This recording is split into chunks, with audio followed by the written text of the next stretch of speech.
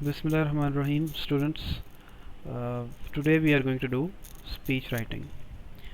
Last time we did a comprehension passage reading for ideas. I hope all of you have completed your copies.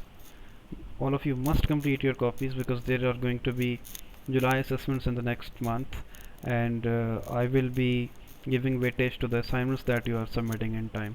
So make sure everyone submits the assignment in time.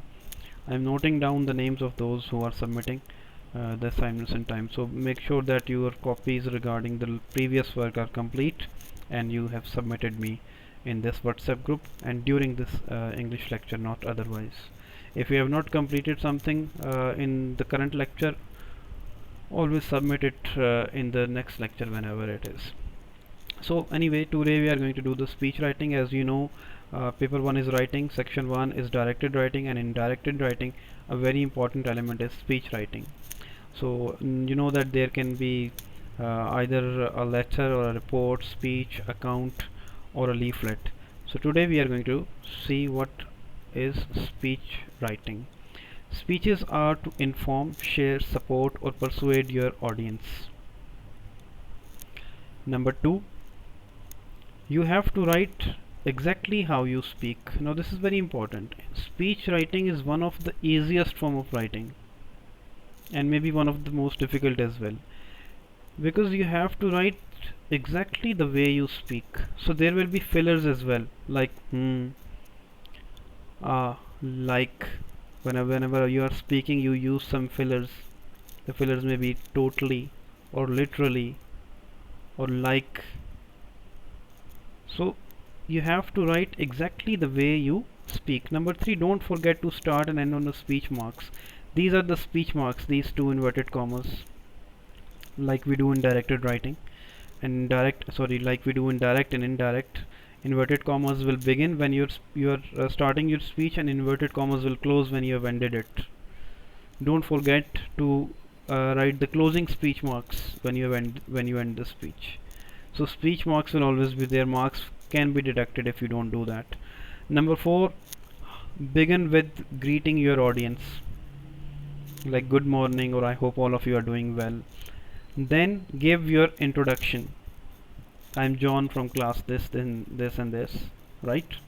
And then purpose of your speech, I'm here to speak about uh, the child education or the education system in our country today. Whatever the topic of the speech is, you tell the purpose of your speech.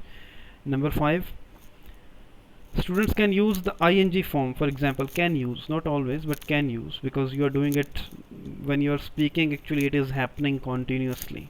It is a continued tense, so you can use the ing form. I'm speaking here in front of you, or today we will be discussing. So you can use the ing form in speech writing, so it should look the way you are speaking. Number 6, students can use fillers. As I told you that the fillers are like, well, these are the fillers. When you speak you use these fillers. Everyone uses fillers. So these fillers give the impression of a speech. But remember number 7, that fillers must be used sparingly. ऐसा ना हो कि आप fillers से ही भर दें अपनी speech को. They must be used sparingly, not unnecessarily. Whenever they are required, only then they must be used.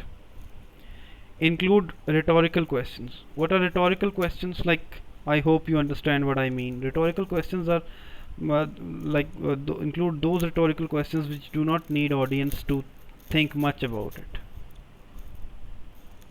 I hope all of you are doing well. This is a rhetorical question. I hope you understand what I mean. They don't require your audience to think too much, right? So include these as well. Then number 9, use exclamation marks to lay stress. Exclamation marks are used for exclamation. So in order to lay stress on a sentence, you can use the exclamation marks. Is it really true? Exclamation mark. This gives us an element of surprise, right? Oh, we can't be this much unfortunate. exclamation mark. It Exclamation marks can be used to express sorrows or happiness or surprise. Then thank your audience before you end your speech. Do not leave it at once in the middle of something. You just skip from there, and end on a quote. You can start with the quotation as well. This can be the way. Then you can later state good morning and introduce yourself and the purpose of your speech. But you can include end on a quote. For example, the future belongs to those who prepare for it today. So, or any quotation you can use to end your speech. Do not exceed the word limit. Now, these are the points that you must remember in your mind when you are writing a speech. Now, copy these points in your copies. I will be sending you the PDF of this as I usually do. And beside this, I have this for you, task. It is your final week in the school. This is from the past paper. Your teacher asks you to make a speech to the school assembly about the events from your school life which you will always remember. It might be an academic memory, a social event, or any other event you wish. Write your speech. You must include the following. So you are making a speech in the school assembly. Write your speech. You must include the following. These are the 3 points. You must cover these points in detail. I keep on repeating that these points are very important because total marks are for this question are 30. 15 are for covering these points. 15 marks are for covering these points, and the rest of the 15 marks are for the language. So cover these points in detail. You should make your speech interesting and informative. This is very important. This is the register. Interesting and informative.